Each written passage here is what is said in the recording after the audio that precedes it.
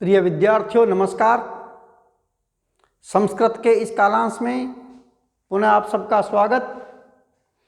पिछले कई सारे कालांशों से हम षष्ठी विभक्ति को देख रहे हैं।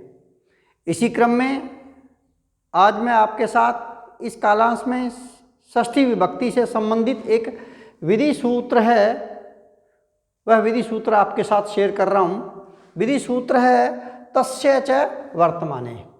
क्या है विधि सूत्र? तस्य च वर्तमाने। आइए देखते हैं यह सूत्र क्या कहना चाहता है। सूत्र है तस्य च वर्तमाने। सूत्र कह रहा है वर्तमान काल में विहित, वर्तमान काल में विहित तय प्रत्यांत शब्दों के प्रयोग में अनुक्त कर्ता में षष्ठी विभक्ति होती है। पुनः सुनो, क्या वर्तमान काल में विहित तय प्रत्यांत शब्दों के प्रयोग में अनुक्त कर्ता में षष्ठी विभक्ति होती है।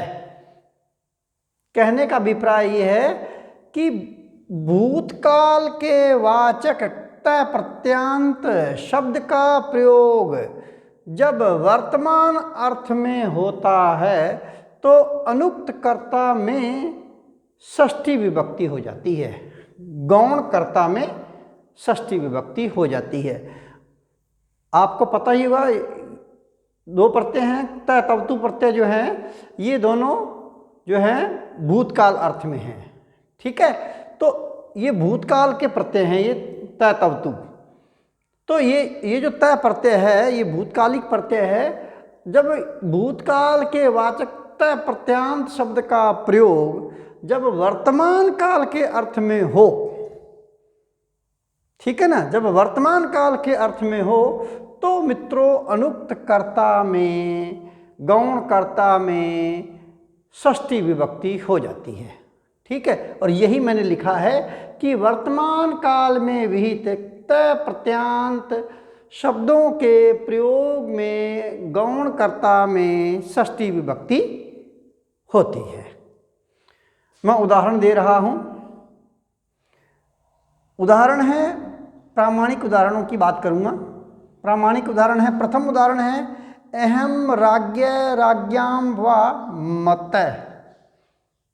क्या अहम राज्ञ राज्ञाम व मतः,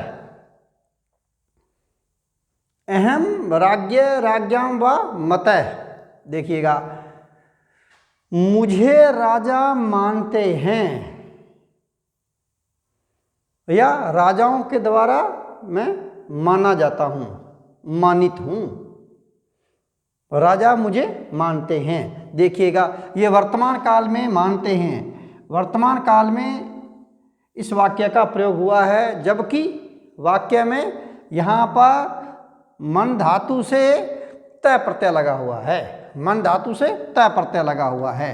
परंतु भूतकाल का प्रत्यय होने के बावजूद भी वाक्य का अर्थ है मानते हैं। वर्तमान काल अर्थ निकल रहा है इसका, मुझे राजा मानते हैं, राजाओं के द्वारा चाहा जा रहा हूं, राजाओं के द्वारा मानित हूं, वर्तमान अर्थ निकल रहा है। यही यह सूत्र कहना चाहता था कि भूतकाल के वाचक तय प्रत्यांत शब्द का प्रयोग जब वर्तमान अर्थ में होता है तो गौण कर्ता में षष्ठी विभक्ति हो जाती है। दूसरा उदाहरण दे देता हूं, फिर बाद में व्याख्या करूंगा इनकी। दूसरा उदाहरण है अहम राज्ञ राज्ञाम व बुद्धः। अहम राज्ञ राज्ञाम व बुद्धः। वाक्य का अर्थ है मुझे राजा जानते हैं, मुझे राजा जानते हैं। ये भी वर्तमान अर्थ ही दे रहा है। यहां बुद्ध धातु से तय प्रत्यय लगा हुआ है तो बनता है बुद्धः। ये भी वर्तमान अर्थ ही दे रहा है। तीसरा वाक्य है अहम राज्ञ राज्ञाम व पूजितः। क्या अहम राज्याम राज्याम व पूजितः। अहम राज्य राज्याम व पूजितः। देखिएगा, मुझे राजा पूजते हैं, मुझे राजा पूजते हैं। देखिएगा ये भी वर्तमान का अर्थ ही दे रहा है। मानते हैं, जानते हैं, पूजते हैं, अर्थात राजाओं के द्वारा मैं पूजित हूं। ये तीनों के तीनों वाक्य मित्रों वर्तमान अर्थ प्रस्तुत कर रहे हैं, जबकि वाक्य में तय प्रत्यय का प्रयोग हुआ है जो भूतकालिक प्रत्यय है। ठीक है, यहां मन धातु से तय प्रत्यय लगा है तो मतः बना है, बुद्ध धातु से तय प्रत्यय लगा है तो बुद्धः बना है, और पूज धातु से तय प्रत्यय लगा है तो पूजितः बनता है। ठीक है, परंतु भूतकाल के तय प्रत्यय का प्रयोग होने के बावजूद भी यहाँ यह जो है वर्तमान कालिक अर्थ को प्रस्तुत कर रहा है। तो इन उदाहरणों में मन धातु, बुद्ध धातु और पूज धातु से वर्तमान काल अर्थ में एक सूत्र है मित्रों, मति बुद्धि पूजार्थेभ्यश्च। सूत्र है मति बुद्धि पूजार्थेभ्यश्च। इस सूत्र द्वारा तय प्रत्यय लग जाता है। किन किन से? मन धातु से, बुद्ध धातु से और पूज धातु से। वर्तमान काल के अर्थ में तय प्रत्यय लग जाता है। सूत्र है मति बुद्धि और पूजार्थेभ्य। तो मति से मन धातु, बुद्धि बुद्ध धातु और पूजार्थेभ्य पूज धातु से तय प्रत्यय लगता है। वर्तमान काल के अर्थ में किन किन धातु से? मन धातु से, बुद्ध धातु से और पूज धातुओं से। ये है सूत्र। तो यहां तय प्रत्यय लग गया। तो मन धातु से तय प्रत्यय लगा तो बना मतः। क्या बना? मतः। और बुद्ध धातु से तय प्रत्यय लगा तो बना बुद्धः। और पूज धातु से तय प्रत्यय लगा तो बना पूजितः। यद्यपि ये भूतकाल का प्रत्यय है तो भूतकाल का अर्थ देना चाहिए, परंतु ये सूत्र कहना चाहता है। कौन सा सूत्र? तस्य च वर्तमान।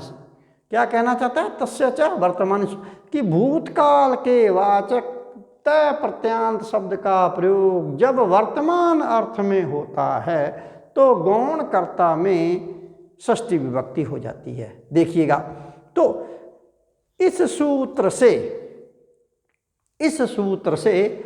ये जो राज्य शब्द दिया हुआ है, राज्य पद जो दिया हुआ है, इसमें षष्ठी विभक्ति लगी हुई है। इसी प्रकार से राज्ञाम पद में भी षष्ठी विभक्ति लगी हुई है। मूल शब्द है राजन, राजन राजा।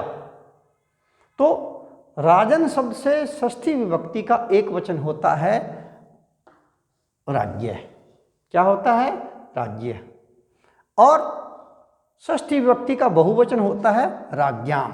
क्या होता है मित्रों? राज्ञाम। एक वचन क्या होता है? राज्य है। और बहुवचन क्या होता है? राज्ञाम। मुझे राजा मानता है और मुझे राजा मानते हैं। इसी प्रकार से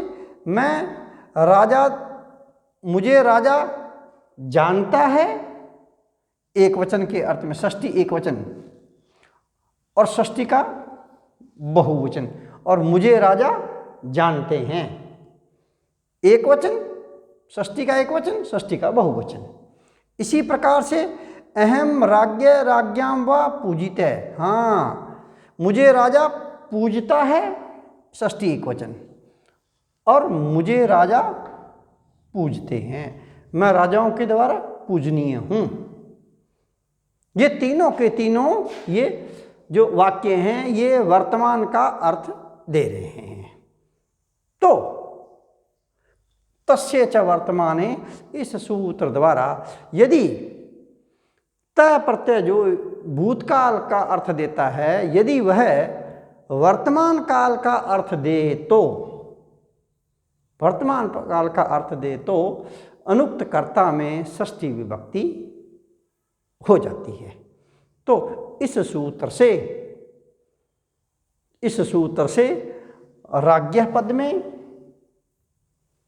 और राज्ञाम पद में राजन शब्द के साथ से षष्ठी विभक्ति होकर के राज्ञा बन गया और राज्ञाम बन गया। ये है तस्य च वर्तमाने सूत्र। मुझे आशा है आपको ये सूत्र भली भांति समझ में आ गया होगा। षष्ठी विभक्ति से संबंधित कतिपय सूत्र हमने इस कालांश में मित्रों पढ़ लिए हैं। मैं भरसक प्रयास करता हूं कि आपको अधिक से अधिक मैं मेरे वीडियोस बना करके मैं आपके साथ में शेयर करूं, ताकि आप लोग कारक प्रकरण को बड़ी आसानी के साथ और बड़ी तीव्र गति से आप लोग उसको सीख सकें।